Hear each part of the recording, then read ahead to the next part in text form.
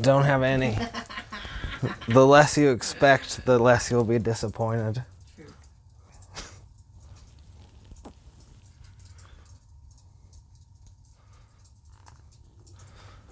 Oh, hello. I didn't see you there. This book is cool, though. Oh, this shit they built. Welcome back to Saturday story time. I, as always, am your greasy, overgrown internet grandpa. Today, I thought I'd tell a story about selling magazines. For a time, I sold magazines door to door. And it was the best of times, and it was the worst of times. I used to travel from town to town, from city to city, to basically avoid criminal charges. We would wait around in one city and sell magazines until 2 or 3 kids had tickets for doing it, because it requires a permit to do, but people never had a permit to do it. And so we would wait in these cities 3 weeks to a month, and when people had court dates, we would leave and go to a different city. But I'd like to tell you 3 short stories about some of the good times. And at the end, I'll tell you the story of when I got punched in the face by a crazy meth head lady. So stick around for that. Number 1. Number 1.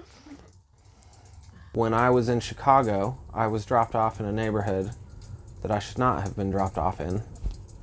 It was not somewhere I should have been as a 19-year-old little old me. And I wasn't having much luck.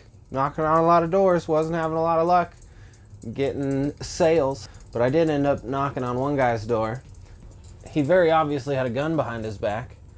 He was like, "What do you want?" And I was super scared, but I didn't know what to do. So I just started the normal spiel, which is like, "Hey, nothing bad.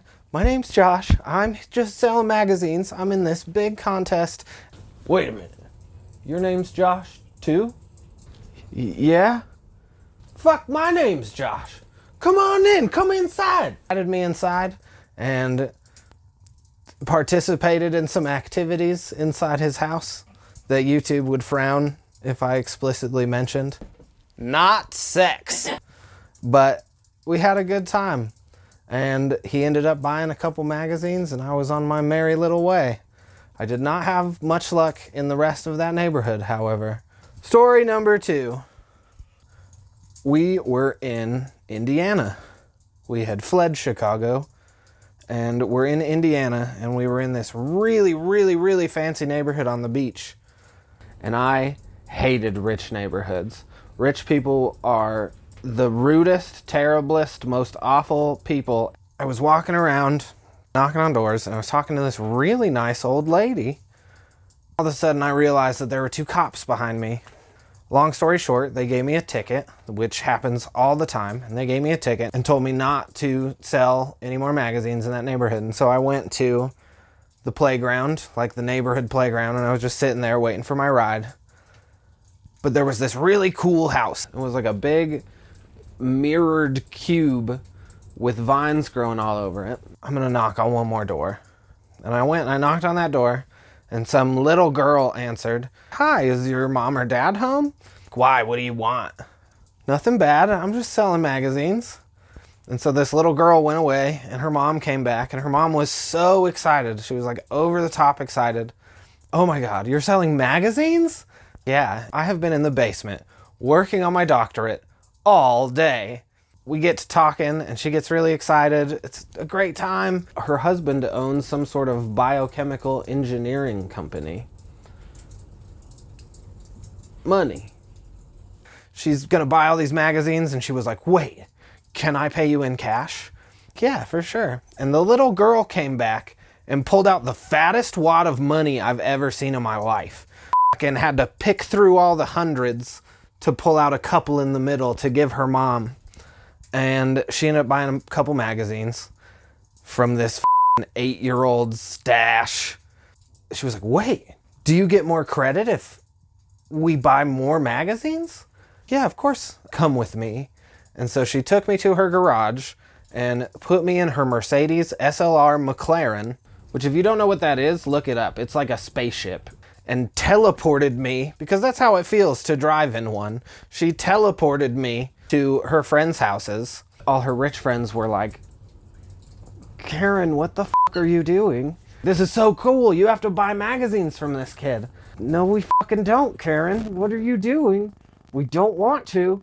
Hey, okay, we'll buy a couple magazines. She took me all over, and it was my best day ever. I ended up selling like 50 magazines to all these rich people. It was crazy. And when I got picked up, this lady brought us all frozen cheeseburgers and frozen meals and popsicles, and everybody was super excited about it. And everybody, yeah, way to go, Josh, high five, movie montage. Everybody lift me up and carry me out the stadium.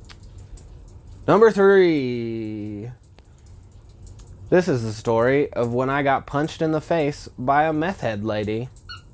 We were in Iowa, and we were taking the van. It's a big white Ford Escort or something like that, and we're taking this giant van to the gas station to fuel up after a long day of selling magazines, knocking on doors, hitting that pavement.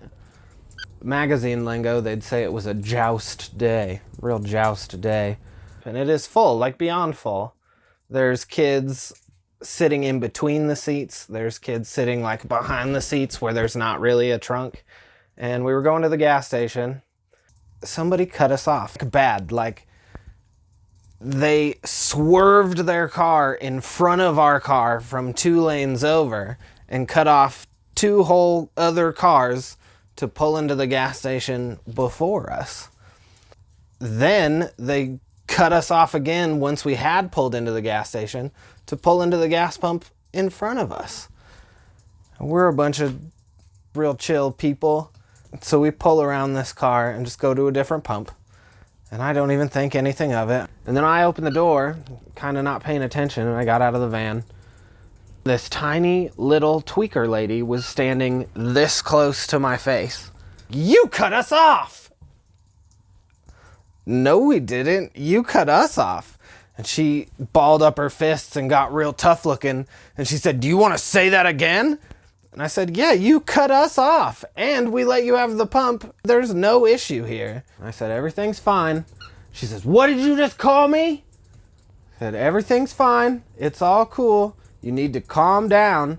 As soon as I finished the downward syllable on down, you need to calm down, her little junky fist punched me right in the nose.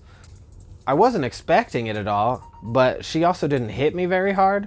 But I was just like, what? These both were tweakers with tweakers builds, very skinny arms, very gaunt features. And all of a sudden, her big giant husband pushes her out of the way and she like crumbles into the van. Did you just punch my wife? No, sir, your wife just punched me. We don't have an issue here. It's all okay.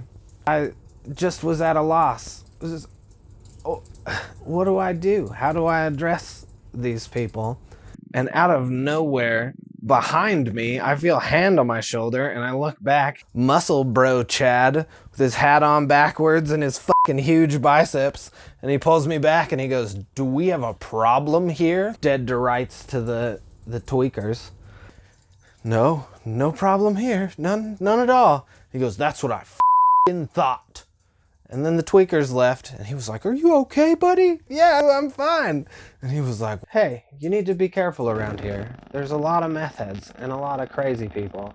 You just need to not engage with them and just go on your way. Thank you.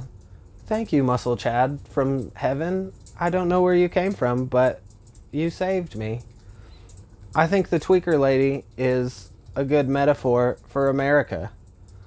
People who know they're wrong would rather punch you in the face than admit they're wrong. Just a thought. And that's the story of how I got punched in the face by a tweaker. And on to the moral. The moral of the story is don't buy magazines from magazine kids. If a kid comes and knocks on the door and tells you he's selling magazines, for a big contest that's all boys and girls, and he gets a trip to wherever he wants to go, and he gets this, that, and the other. He gets a car, he gets a college. It's bullshit. It's all lies. It's fabrication. Don't buy magazines from them. Offer them a sandwich, maybe a nicely packed pipe, and allow them to go on their way. But don't buy magazines from these kids. Anyways, thanks for watching. Have a good night. Bye.